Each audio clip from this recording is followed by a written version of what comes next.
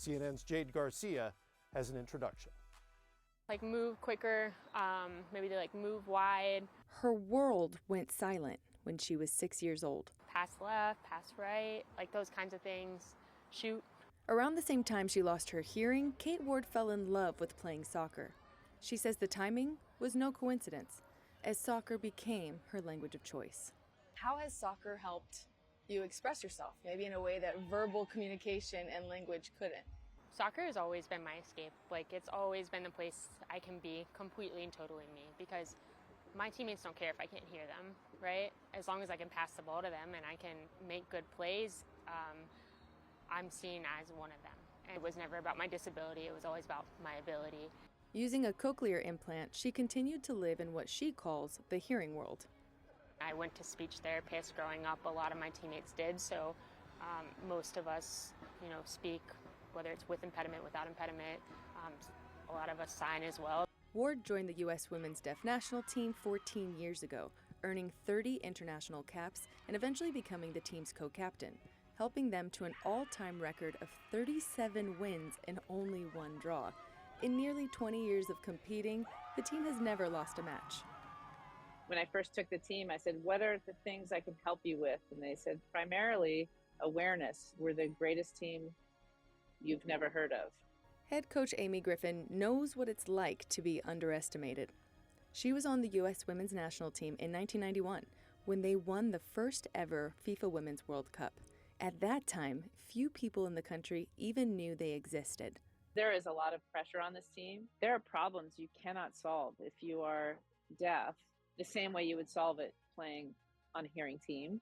When Griffin took over the team in 2015 with assistant coach and fellow U.S. legend Joy Fawcett, they had to come up with a game plan just for communication. Sometimes it's charades, sometimes it's verbal, sometimes it's ASL, or all of the above. You're the captain of the U.S. Women's Deaf National Team, but you can hear what I'm saying right now, and you're speaking really well back to me.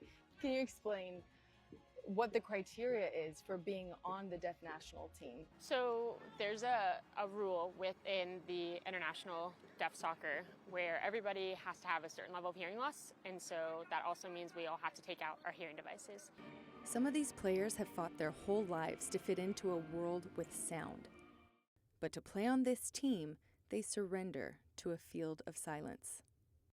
The Deaf Women's National Team became one of U.S. Soccer's extended national team programs in 2022, after years of fighting stigmas associated with the word disability. I also really want people to see the ability and to see that, just because we have to do it differently doesn't mean that we're not as good as you, that we're not enough.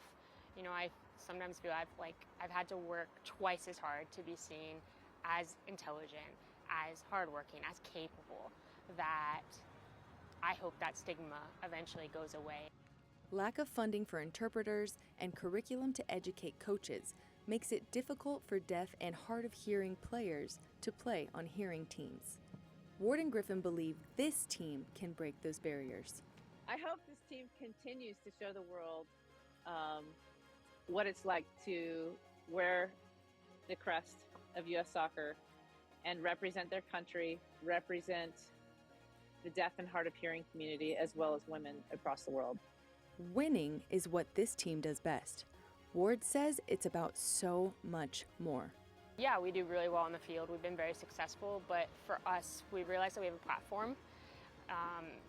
There's little girls growing up like me who are given the opportunity to potentially play on this team one day, but also see role models like themselves. If that's the legacy that I get to leave, that, I impact one life of some little girl who's growing up like me, then that's a great legacy to leave, I think. Coach Amy Griffin says people who stop to watch the team play this weekend against Australia will be hooked within 5 minutes of watching how these women solve problems on the field. The only difference they'll notice during the match is that referees use flags as well as whistles when they make a call. Co-captain Kate Ward says the way to show applause in sign language is like this, so fans can make sure they're ready for a great match. Jade Garcia, Atlanta.